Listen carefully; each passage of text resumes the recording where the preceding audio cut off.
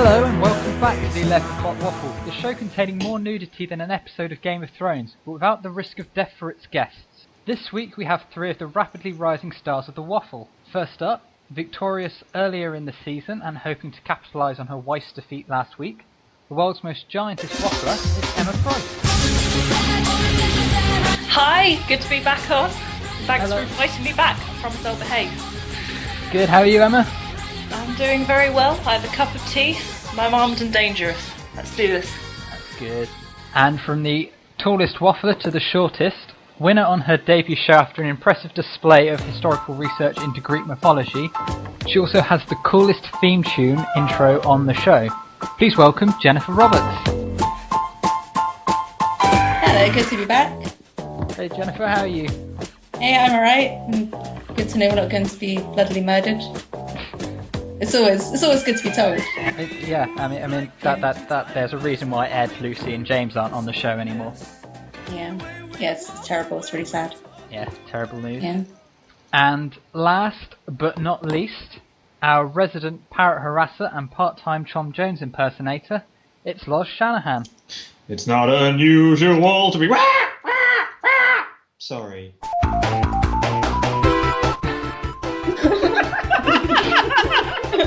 You said it. Have you cured the squeaky chair now? Not quite. Oh, it seems Get to on be a it, bit Loz. better. No. I think it's fine. That's good. Let's Not get on with squeaking. the show. England played Brazil on Sunday night, so give me the greatest ever Brazilian, Emma. Well, I know we're good friends, Mac, but that would just be a bit awkward. No, I spent a while looking at this, thinking about what the greatest ever Brazilian was, and to be honest, the main people that Brazil seems to export are footballers and models, which isn't that interesting to me, so I had a bit of a think and a look around, and I've gone for Manuel Diabreu, who was the person who invented the chest x-ray as a way of screening people for tuberculosis, which wow. I think, compared to a lot of overpaid footballers, is probably a rather more useful contribution to humanity. And he saved thousands and thousands and thousands of lives all over the world. But Pele promotes Viagra. Medical and footballer. Yeah, no. Okay, Jenny. I'm going to have to go with my backup answer because I was reading about Abreu as well. And he died of lung cancer, didn't he? Yeah. He was a smoker. That's ironic. I A know. point for Jenny. Emma, Yeah. why didn't you say that? I went with Jenny's Alberto. Sorry, I said because Jenny's cooler than me. But off you go. I went with Alberto Santos Dumont. He was born in 1873, and he designed, built, and flew the world's first dirigible. And he worked in Paris. He was born in Brazil, obviously, because it would be a pretty bad answer otherwise. But he used to fly around the Parisian rooftops in his airships and just occasionally stopping off at fashionable cafes, which is awesome. And he was really into Jules Verne. He was philanthropic and really stylish, really trend-setting. So if he's not the best Brazilian, he's certainly the most steampunk. Sounds like it's like a South American steampunk hero. Yeah, he was awesome. He sounds amazing. I really like him. Loz is now hero worshipping. Yeah, really- mine was rubbish. Loz. Who's your greatest ever Brazilian?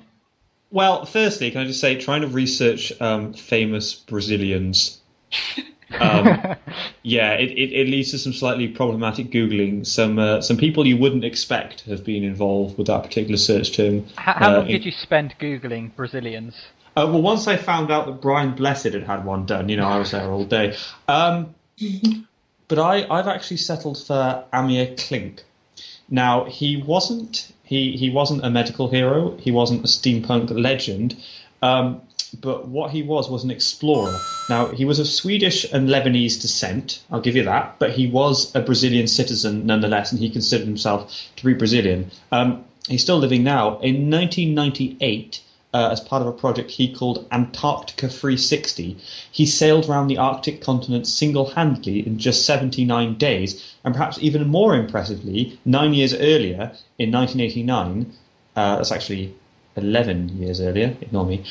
He made a trip lasting more than 600 days from the Antarctic to the Arctic Pole in a boat he helped build. Which, it may not be a dirigible, but I still think that's pretty chuffing impressive. Yeah, really good feat of engineering. Yeah. I'm Brazilians. gonna help build a boat, and then I'm gonna stay on it for 600 days. It's that kind of mindset that I admire. I think. Yeah, it shows faith in your work. I'm gonna get on this thing that I built, and probably hopefully not die.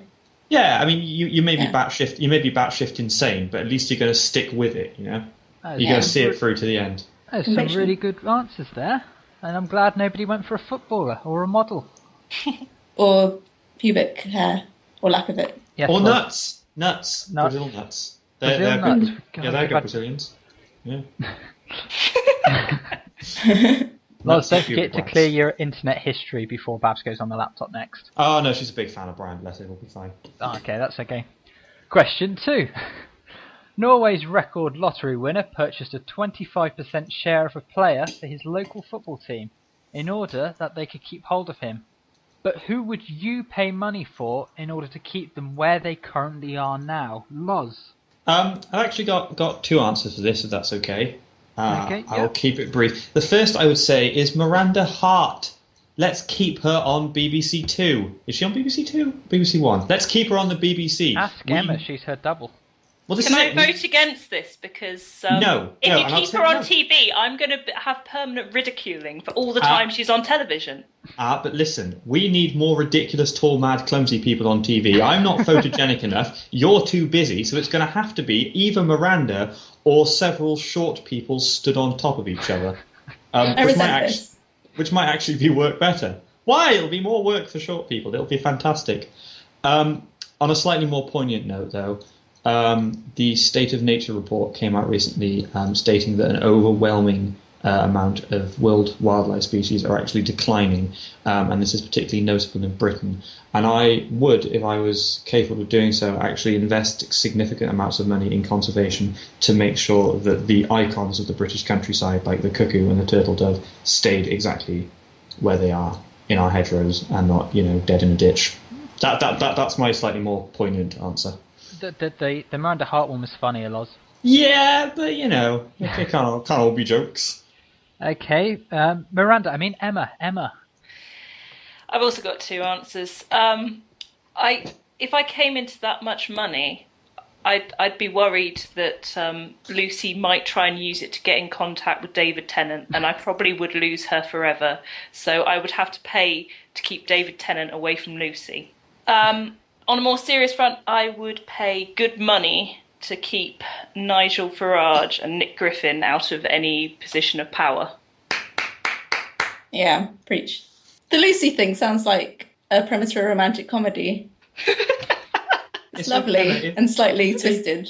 If David Tennant did lure her away, you could just stick on an episode of Miranda and go, look, I'm on TV too. Yeah, but then... I'm cool. Come on. So hang on. It's Friday night. Lucy sat on the sofa with David Tennant. Miranda comes on the telly. Suddenly she gets nostalgic for Emma. Is that what we're going with? Precisely. This is precisely. And then she sees Miranda and Stevie there, and she thinks, tall people and short people, made for each other. So, yeah. You got a point. I'll have to I'll have to back you up on your idea to keep Miranda on TV, because it can only help me in this situation. Thank you. Jenny, have you got two answers as well? I have got two answers. No, I have. It's what all the cool kids are doing. Yeah, great minds think alike. My first answer is Jesus. I was talking to... I was talking to a group of people in Bristol. Can I just keep them where they currently are? Where is Jesus currently? He's all around us. He's ascended. He's bodily in heaven. I was talking to a group of people in Bristol, and they swear this is true. I had a really educational afternoon on the streets of Bristol, where many things can be learned. And they said that Jesus is coming back soon, and it'll be then at the end of the world, and the dead will rise, and that sounds really inconvenient. So I'd pay money to push that back. I don't think Jesus is going to take money for that, though. Mm-hmm. I don't think that you can pay money to keep Jesus ascended. I think he would not look kindly upon your money. He would consider it bribery, and he'd be unimpressed. It's another film premise.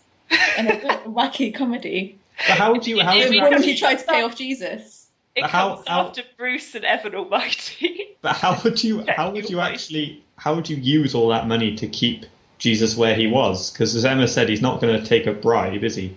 How are you gonna do that?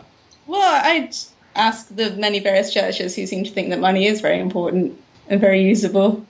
I could pay the Pope. He might have a word, direct line. Yeah, fair enough. Yeah. My other answer's Loki, just in case Norse mythology is true. Similar thing. Once he breaks free of his chains, he's going to end the world. Yeah, this is true. I think it's... Tom Hiddleston is an awesome Loki. I've never seen the Oh, Avengers. get on it. He's like the Shout at perfect me. villain. He's very pretty. I'll give him that. I've seen many GIFs. I spend a lot of time on Tumblr. It's really hard to avoid Avengers GIFs on Tumblr. I don't follow.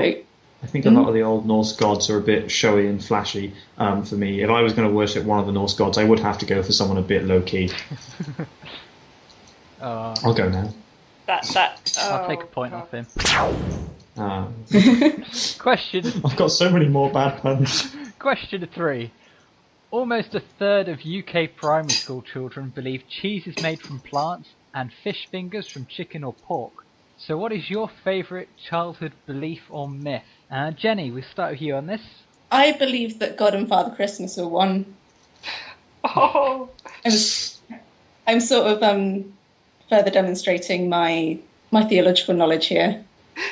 Or at least thought they were the same species. They're both benevolent beings who dole out punishment or reward based on your behaviour. They see everything. Maybe Father Christmas fits into the Holy Trinity somehow.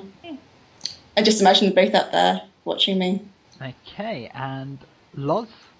Favourite childhood belief or myth? That there was a point to anything. I'm being depressing for comic effect. No,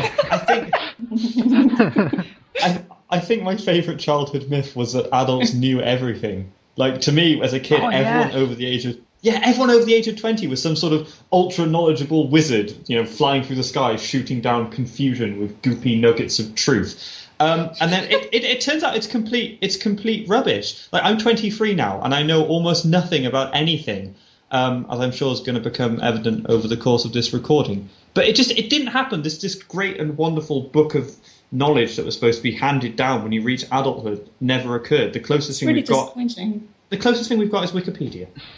I always thought that was going to happen when we died. That you would learn everything shortly that once before we you go died. to heaven, we'd know everything. We'd get a Wikipedia page. Yeah, we'd be able to ask God anything. Hey, God, we've got an argument we need you to settle. Yeah. Can I ask him why Justin Bieber? What happened to Amelia Earhart, God? Always wondered. That's a better question, yeah. A less depressing one. What, than the Justin Bieber question? Emma, Yeah. I just handed him a piece of paper that says "Believers discuss." Fold arms. Emma, you're a teacher. Why are the children so stupid nowadays? I don't know. Is it you? It's not me, because this survey I can have no responsibility for, because I deal with secondary school age kids. And have they learnt what fish finger is yet? Is that lesson far 101? as I know, Today, as far kids, we as are I learning know, that cheese is made from a cow. as far as I know, the kids can now tell a fish finger is indeed made of fish. My brother pointed out that milk is kind of made from plants. Is what fuels the cow. It's kind of a secondary sort of thing. Yeah, this is true. Quite often these days it's made from steroids and other cows, but yeah. There was a boy today who didn't know what ink was. Do they still get that from octopuses? I'm just thinking of octopuses, because Jenny mentioned Jules Verne earlier, and now I'm just thinking about octopi a lot. And do they still get ink from octopi? I just imagine is it like watered down paint? I have this image of Jules in some Loz in some amazing steampunk diving suit, just milking a kraken for ink. No, I see Loz at like some sort of like I remember that day. Edwardian like. Isn't it octoposes? It's octopods, according to QI. Oh, that's even better. I just see Loz at some sort of like Victorian school desk with like a quill and an octopus that he just keeps stabbing into the octopus to write his essay. I might have to steal that if we do any more Dr. J. That would be Why good. not? You're going to go get an octopus. I think there's laws against that. No one's really watching. They don't I mean, live very long anyway. Yeah, that's true. Just find one that's nearly dead, and then it's kind of almost ethically okay. Yeah, for a conservationist. Yeah. Emma, so Good job. what's your favourite childhood myth? We've kind of detoured. A little bit. When I was a small kid, I somehow had it in my head that birthmarks was something you got when you were christened, and that the vicar had some kind of liquid that he would pour on your skin, which would stain you for life. That's right. That is quite scary. There is a religious theme here. This is a very... Religion is confusing to children. It's It not is. innate. No, it's really not. Yeah. Terrifying and confusing, and I thought that the reason not I have a natural. mark on the back of my thigh is because of some priest. Wow. That's, just the gonna- sound, that's the sound of three people trying to resist Not to say making anything. terrible This comments. just got dark. Scores!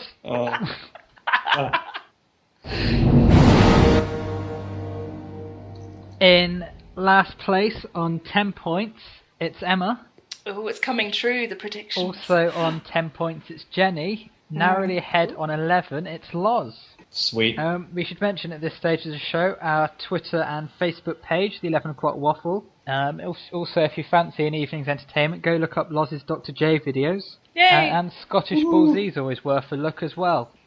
Okay, question number 4. 1 in 13 people have flexible ape-like feet. So give me another fact that links us to our ape past. Emma, we'll start with you here. Okay, I think this is quite a nice one.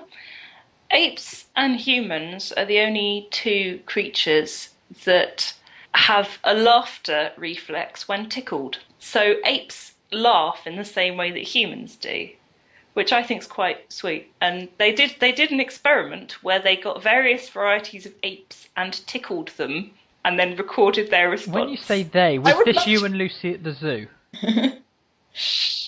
Most one adorable needs to know experiment that. ever. I just Assistant- think I would love to be on that experiment. It would be amazing. Assistant Ape Tickler is the best job title in the universe. Exactly.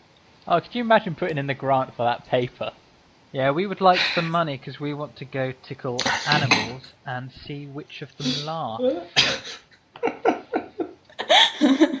Exactly. It'd be brilliant. It's like a proposal from a 5-year-old. And especially sweet and adorable 5-year-old. And what are you going to do for your first essay? Tickle a monkey. Loz.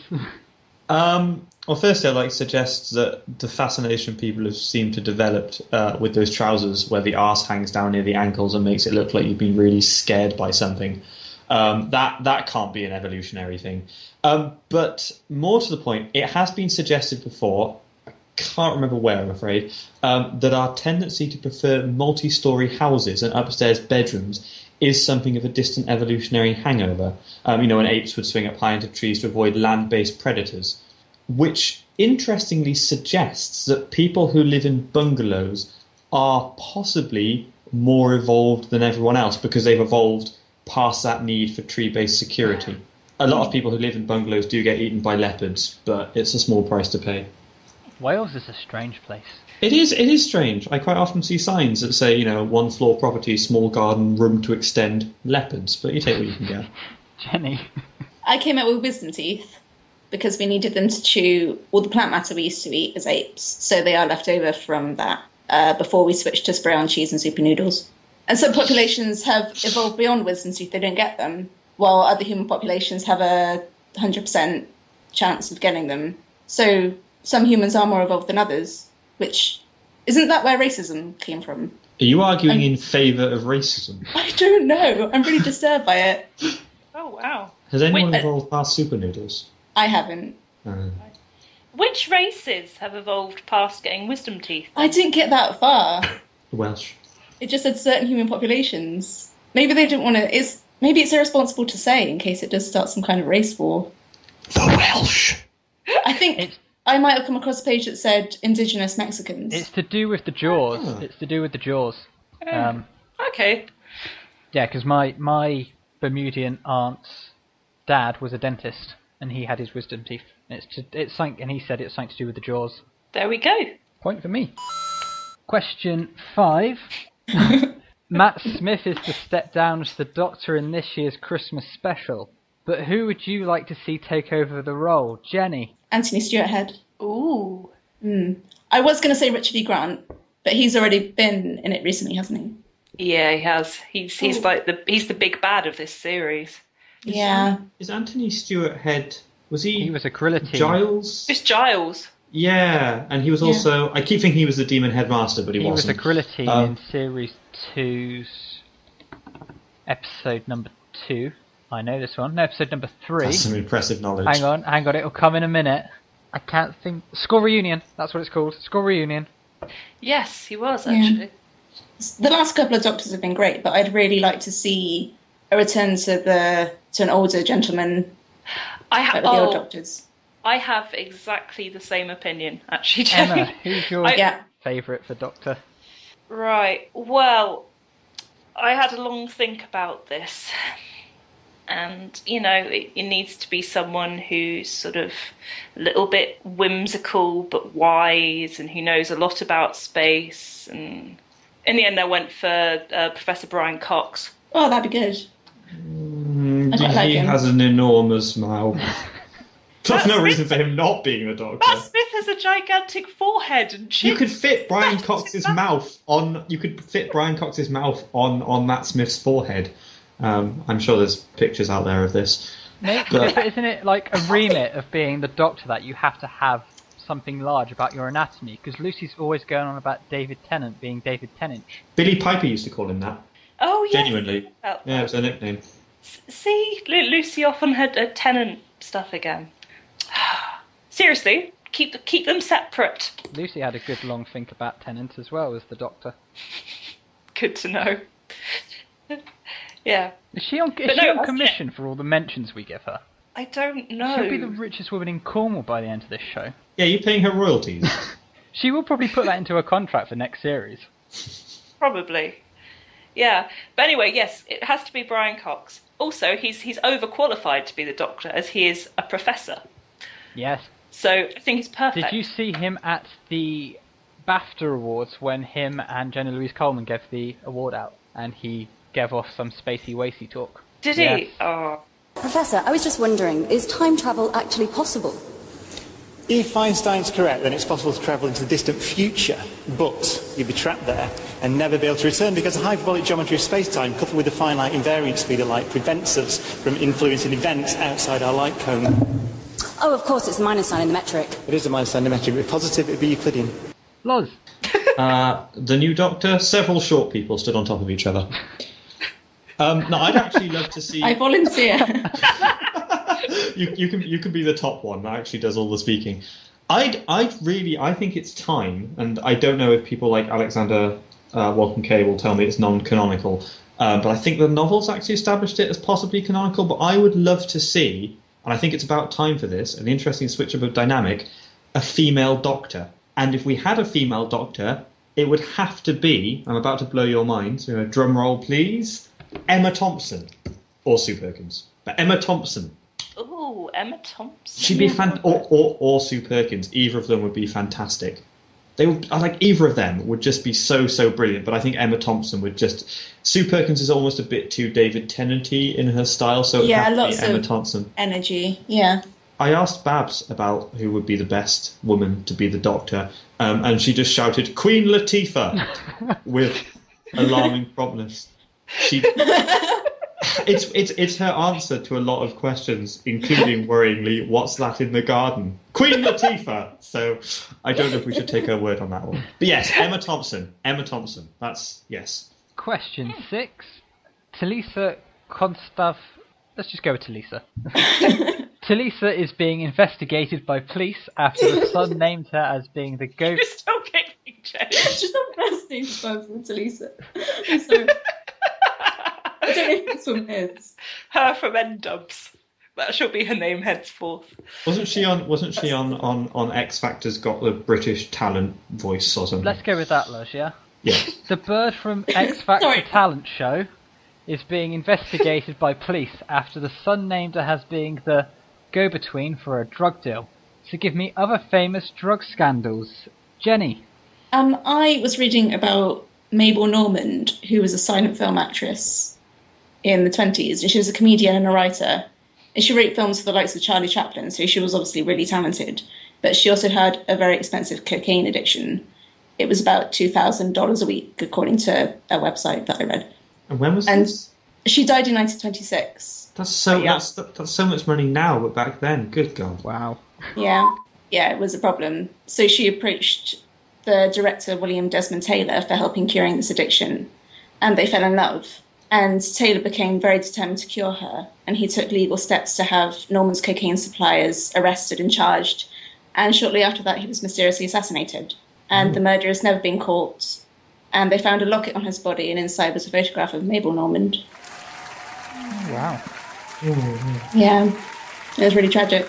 Emma, go after that. Wow. Well, I don't think I can beat that. I couldn't find tragic. any light-hearted drug scandals. Amazing, that. I've got one. There was a jail in Dorset with an inmate called Mohammed Jalal, who was growing cannabis in his cell. Not hidden away, out in the open. He told all of the guards they were tomato plants, and they all happily believed him. And they grew to be over 4 foot high before anyone noticed. At Christmas time, he even decorated them with tinsel. That's lovely. That's wonderful. Loz. Queen Latifah. A famous scandal I can remember was when it turned out that David Cameron had, as he had previously spent quite a lot of time refusing to either admit or deny, smoked cannabis at Eton in 1982 when he would have been 15. Now, I don't think that was the scandal. What was the scandal was that when people were surprised that it turned out he'd later stopped smoking cannabis because they kind of just assumed that he'd been stoned the entire time. But like the whole thing was apparently incredibly embarrassing and potentially dangerous for his political career. And I've never been entirely sure why it should have any impact on his later political career. I'm not condoning drugs, it's a bloody stupid thing to do, but it was something he did as an idiotic teenager when he wasn't thinking about going into politics. There are so many legitimate reasons to criticise David Cameron. I don't know why you'd have to go after the one stupid thing he did as a kid. There's all that stuff about Prince Harry smoking dope as a 16-year-old, and it's really not. Who cares? That this is the shocking thing. Like, thing 16-year-olds are doing. But no, that's the one hand, I remember. Don't do drugs, kids. Or do lots and don't tell me. Yeah, that's fine as well. Time for the scores at the end of the 6th question. In last place, on 20 points, it's Loz. How the fallen On mighty. 21, it's Jenny. Pipping into the lead on 22, it's Emma. Ooh. It's at this stage of the show where we go through our teaser question for the week. This week, this is available on the Facebook page. We have a teaser question which doesn't quite make the show, but is still open for everyone to debate. Our question was, after Wetherspoons announced that they are opening a pub on the M40, I can't see anything's going to go wrong in that area, traffic-wise, in the future. What else would you like to see at motorway service stations? Great response this week. Elizabeth Murray went with a laundrette. Chris Stanley wants a university campus at a motorway service station. Jenny with the old curiosity shop. Emma, a room of kittens and chocolate. Tony wants a masseuse. And James would like a sushi room where you eat food off naked chicks. But the winner of this week's is Carla, who wants to put strip joints on motorway service stations. So Carla will be going on Dragon's Den soon to promote that idea, I imagine. Yay, strippers. I'm trying to think of what you'd call it, and I'm trying to think of variants of the name of Little Chef, but nothing that's not terrifying comes to mind. Strip joints are a bit terrifying, though. I've never actually been to one. I'll take your word for it. Oh, Emma, we've got to fix that. I've basically mentally blanked all the time I spent working in one. Hang on, Loz, hang on. Yeah, well, no, genuinely. I mean, that's where I get the great muscle tone on my legs and arms, because you have to have an awful lot of strength for all of that. But I can't say it was work I enjoyed. Yeah. I never found it particularly empowering. Comedian Marcus Brigstock started out as a podium dancer for the Ministry of Sound. That's cool. So if he can do it, why can't Exactly. I? Despite the fact I really don't want to, and it would be terrifying for all involved. But what I'm saying is, if it's good enough for Marcus Brigstock, it's good enough for anyone here. Indeed. Well said, Loz. Well said. Yeah, preach. Yeah. Well done. Okay, let's get to the final part of the show then. Blue Peter? I have nothing interesting to say about pole dancing. I pay to pole dance. I got it the wrong way around. You pay to pole dance, Loz got paid to pole dance, and Emma can't find a pole long enough. Emma was the pole. We used to work together. It was really, really weird. It's bizarre double act. This Terrible. Just me and then Loz in tiny hot pants swinging around me. It was just pole bizarre. dancing does not fit with our next topic. I think it probably does. That's what Matt Baker does these days. We can try. Blue Peter are looking for a new presenter. So why would you be perfect for the role, Loz? Well, like Matt Baker, I'm an ex-pole dancer. No, I wouldn't. I wouldn't. Is my answer to this. I don't. There's so many reasons why I wouldn't. I don't like kids. I'm slightly frightened of large dogs. All of my arts and crafts projects look like someone fed a lot of stationery into a small horse and then just sealed the resultant mess in glitter. I can't hear the phrase sticky black plastic without thinking it's some kind of new Durex product. There's a boat in the logo and I get seasick. There's so many reasons why I wouldn't be good at this. And I don't think there's any point in watching Blue Peter anymore now that Matt Baker's not on it. You might as well just go and watch Country File, which is basically Blue Peter with slightly fewer coals. Oh, and I posed this question to my dad, and he told me that I didn't have the charisma. So to be honest with you, Mac, this is just a really, really depressing question, reminding me of all of my inadequacies, and I'm going to go and drown my sorrows with a mile of vodka. Jenny? I don't like children either, but that's why I'd be good at it. Because children are like cats. They will decide to adore the one person in the room who doesn't want their attention. So I'd be really popular. They'd pick up on the hate and they feed off of it. That's a fair point. And I can play the ukulele, and so I can teach practical things. The ukulele is not really an instrument, it's basically a children's toy. Emma, why would you be good for Blue Peter? Wow, there's going to be some interesting Christopher Stanley backlash at that last one. Yeah, I'm going there. Controversial waffle. I have experience with working with kids. I'm capable of being ridiculously enthusiastic. They'll think I'm Miranda Hart. And I'm very good at not swearing, which is an important skill that you build up working in a school. And I think is probably quite an important thing for a Blue Peter presenter. Yes, points for not swearing. Okay, the final question now. The Sopranos has been voted the best written TV series of all time by the Writers Guild of America. But what do you think is the best written TV series of all time? Jenny? Peep Show. I think the plot isn't that strong. It's your standard some friends who sleep with people format, but it's very quotable. Stuff like Frosties are just cornflakes for people who can't face reality. And That's and amazing. I would literally stab a baby to do it. Facebook quotes pop up on my Facebook feed a lot. Peep Show quotes pop up on my Facebook feed. Loz, best written show of all time. Blue Peter. Hang on, what? No, in all honesty though, I have to say that I still think Blackadder, I know it's an obvious one, but it still rates incredibly highly. It's still just that funny. Ridiculous, juvenile, yes, but still that funny. And you kind of have to admire the kind of the guts behind the people who made it. If you went to the BBC now and said, yeah, I'd like to do quite a large budget sitcom stuff with historical facts, probably what they'd do is they'd call you an idiot, hire you as Director General for a week, and then throw you out on your ear. But like, back then, they managed to do this. They managed to bring together this ridiculous high concept idea. Even despite a really wobbly first series, it worked. And they were more lucky importantly, to get recommissioned. they were after that. They took Rowan Atkinson out as a writer and brought in Ben Elton. But yeah, and the most important thing about it was that it brought Tony Robinson into the limelight, and he obviously went on to host Time Team, which remains the best TV program about digging and accents that's ever been made. And for that reason alone, Blackadder. Emma. Brilliant. I spent a lot of time thinking about this because I have to admit I don't watch much TV.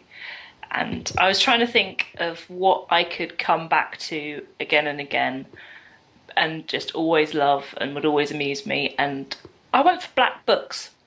Because it's just funny at many different levels, and I'm always in the mood for watching Black Books, and it's always funny for me. And I think that is probably quite a good testimony to good writing. Yeah, really good characters in that one. I'm having a Black Books marathon this evening. There we go. Loz is backing up my point. I think Emma wins that one for me. Screw it. Forget my answer. So hang on, you want to give all your points to Emma? No, that's not what I said. No. What's that, Loz? You want to give us lots of chocolate Emma's and money? now on 58. Yes, I want to give you lots of chocolate and money. This keeps happening. So that's the end of the questions. The scores currently stand Loz on 28, Emma and Jenny both tied on 30. So we are now into the final round, which requires our guests to present a news headline followed by a 15-second summary of the story. The story can either be true or something from the past week's news, or it can be entirely fabricated. The other guests then have to guess whether the story is in fact true or false, with points awarded accordingly. I'll also be giving out a maximum of 3 points for the most interesting and 1 to the least interesting that I find before we find out whether they're true or false. So, Loz, as you're in last, pick Emma and Jenny to decide the running order, because they are tied. Oh, okay. So I have to choose which order we do this in. You have to choose which one of Emma and Jenny gets to pick the order. I see. Okay, I get you. I'm going to let Emma decide the order. Emma, for no what would you reason. like the running order to be? Jenny, Loz, then me. Okay, Jenny, Loz, and Emma last of all. So, Jenny, what is your news headline? Blood donors heckled by anti-fascist protesters at Hove Town Hall. Okay, and 15 seconds to give the news. Go. The National Blood Service was taking donations from residents at Hove Town Hall on Monday evening. The same night, UKIP leader Nigel Farage also set up the speech. Was also set to give crowds a speech inside the hall. An anti-fascist. Okay, Loz, you're next. What is your headline? B-Sky B in Rapper's Amstrad bid. In Rapper's Amstrad. Okay, go explain that one in 15 seconds. Well, B-Sky B have been in talks about selling former computer giant Amstrad to rapper Jay-Z. Over the past year, the 91.6 million company have seen their profit margin dip by 2.6%, and they have been in talks with various individuals and private entrepreneurs to try and find a buyer for the company. Okay, and Emma, last of all, what is your headline? Ancient Roman contraceptive found in toilets. Okay, and... Okay. 15 seconds. Go. In a really beaten up old outside toilet just outside Ancona in Italy, there's a mystery weed has cropped up which has turned out to be closely related to silphium, which was in Roman times a very popular contraceptive, and it's thought that they could use it to actually come up with a new version of the pill. Okay, so we've got blood donors heckled at town hall, B-Sky being rapper's Amstrad bid, and ancient Roman contraceptive found in toilet. Okay, so just let me go and add the points on. Jenny, you went first. You got strict, man. I got what? I didn't. Has timing always been that? I'm actually, You tightened up on it now, because Lucy tended to go on for about 30 minutes, so it required a lot of work in the edit. Yeah, fair enough. Okay, so Jenny, you went first. Oh no, wait, I've got to go round. Loz, blood donors heckled at town hall, true or false? Which do you think that is? It's awful, but it sounds. It's difficult because I know Jenny, like a lot of people, can't stand Nigel Farage, as she's made. No, that was Emma who made that clear early on. So it's possible that it's. I'm going to go with true because it seems like exactly the kind of ridiculous thing that could happen. Oh, I'm also going to go for true. I can imagine that happening. Okay, Sky in rapper's Amstrad bid. Jenny, do you think that's true or false? I'm going to go with false, just on a whim. I'm really not sure. I'm also going to go for false, I think. Okay, and ancient Roman contraceptive found in toilet. Jenny, true or false, do you think that is? It sounds very plausible, very detailed, but I'm going to go with false because it's a bit too funny. The location is a bit too convenient. Emma seems to know an awful lot of weird things, and it seems like exactly the kind of thing that she just have stored away in her mind and pluck out to make up a story with. So I'm going to go, on that basis, false. Yeah, it's quite an Emma story, I agree. Yeah, that's what I was thinking. Okay, so let's go around and find out. Blood donors heckled at Town Hall, true or false? Sorry, was that me? Sorry, my connection cut out a little bit. I thought that was a dramatic pause. So did I. Edit in the drum roll. It is true, you're both right. So Loz and Emma share the points there. Okay, so Sky in Rapper's Amstrad bid. Loz, true or false? I went and got figures and everything. The figures are accurate, the story is false. So Jenny and Emma get a point there. And last of all, ancient Roman contraceptive found in toilet, Emma? It's false. Though silphium was an ancient Roman contraceptive, but they used it so much that they drove it to extinction. Oh yeah, I think I do remember reading that. So everybody guessed correctly on that final round. Cleopatra used to use crocodile dung as a contraceptive. That is true. She used to apply it internally, and it sort of... There you go. Applied internally. That's a good phrase. But it worked. That was Egyptian contraceptive, but I kind of assumed that the reason it worked is by the time you've got in the mood and then gone, just wait there, pop to the Nile, the Nile and scoop some up and run back, the mood's kind of gone and you're smelling of crocodile dung. Yeah, I would have thought that would have done it, to be honest with you. The smell of dung. Okay, time for the final scores. Oh. In last place, 32 points, it's Loz. Hey! In second place, with a very commendable 33, just pipping ahead of Loz, it's Jenny, which means this week's winner, it's Emma on 35. Woo! Woo! That's Chris Stanley's prediction in exactly the wrong order. Pretty much. Yeah. Oh no, yeah, Jenny is the favourite. Yeah, Jenny is the favourite. Yeah. So none of them are in the right position. Emma, you've won more shows than Lucy this year. Yes! You've won more shows this year than Lucy. Stop name-dropping her again! You've destroyed that relationship now, Mac. Where do they go from there? You know, Emma's finally beaten her at the waffle. Like that's do you think that's the going end. to be the basis of every argument? Emma will be like, yeah, well, I've won more waffle. Why does that sound... Yeah. And excommunicating David Tennant. She wouldn't forgive you for that. I was going to say, she's never going to forgive me. Ever. Sorry, Lucy. You just need to run a toy shop with Sarah Hadland and she'll forgive everything. We'll be fine. Okay, so that is it for the 6th show of Series 2. We'll be back next week with our gaming special, and I can now reveal the full lineup for the show. On our gaming special next week, we have Carla, Ashlyn, Edgar Duncan, and of course, James Miller is coming back, and because it's our gaming special, Edgar is very kindly making computer graphics for it, so it will be a visual episode with all of us as 8-bit character sprites. That sounds amazing. That is definitely worth tuning in for. Add us on Facebook, the 11 O'Clock Waffle, add us on Twitter, 11 O'Clock Waffle again, and of course YouTube, 11 O'Clock Waffle. Thank you very much for Emma, Jenny and Loz coming on today's show. We'll be back next week with the gaming special, and have a fantastic week, everybody. Bye! Bye! Bye. Go away.